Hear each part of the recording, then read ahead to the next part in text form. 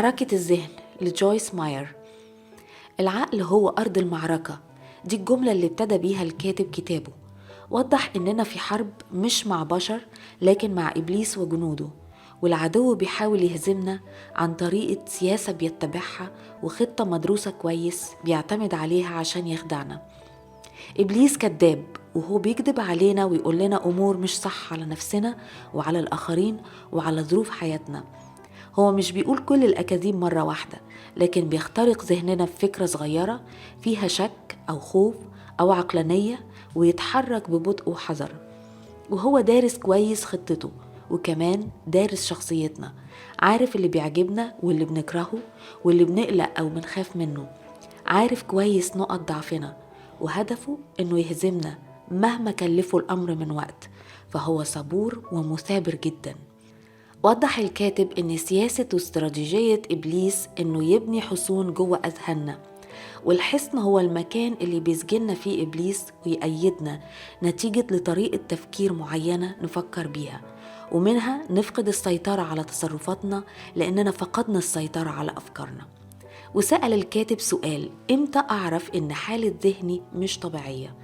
وجاوب وقال أمثلة منها: الذهن المشغول، إن إبليس يخلي ذهنك مشغول أكتر من اللازم، فتستقبل أفكار كتير غلط وسط زحمة الأفكار، أو ذهنك شارد تلاقي نفسك مش مركز في قراية الكتاب أو سماع وعظة، أو ذهنك متسائل فتلاقي أسئلة كتير جواك تسبب لك حيرة، أو ذهنك مشوش عايز يعقلن كل الأمور، ذهن بيشك ومش قادر يؤمن، ذهن قلقان ومتردد مش عارف ياخد قرار.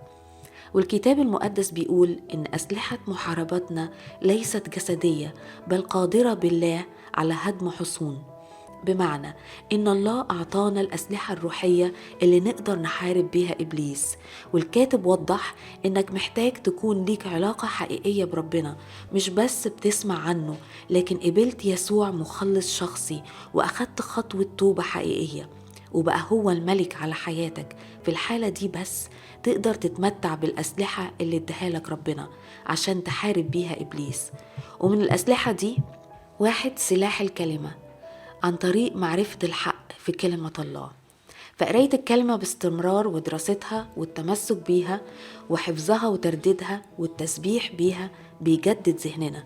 وإبليس يوميا بيقدم لك آلاف الأفكار الغلط، وبحسب ذهننا الجسدي سهل نمتلي بالأفكار دي، لكن الكاتب بيشجعك تختار عن قصد إنك تجدد ذهنك بكلمة ربنا وتفكر صح حسب فكر الله. تاني سلاح قاله الكاتب سلاح الصلاة، فالصلاة دي علاقة شخصية مع الله، فيها بنتكلم معاه في كل أمر بيشغل تفكيرنا، فتاخد معونة وقوة منه، وافتكر دايما إن ربنا في صفك ومعاك وبيحبك وهيساعدك. تالت سلاح إنك تدي ربنا السيادة على أفكارك، ويرجع يمتلك تاني أرض ذهنك. مهما كانت الظروف اللي بتمر بيها صعبة، ومهما كانت حالة ذهنك، ما تستسلمش وما تفشلش لما تمر بيوم صعب وتقع، لكن قوم وارجع امتلك الأرض اللي سلبها منك إبليس، مش بقدرتك ولا إمكانياتك، لكن بقوة ومعونة الله. وافتكر إن إبليس هيحاول بكل الطرق عشان يمنعك من تجديد ذهنك، لأنه عارف إنه هيفقد السيطرة عليك بمجرد ما تتعلم إزاي تختار أفكارك.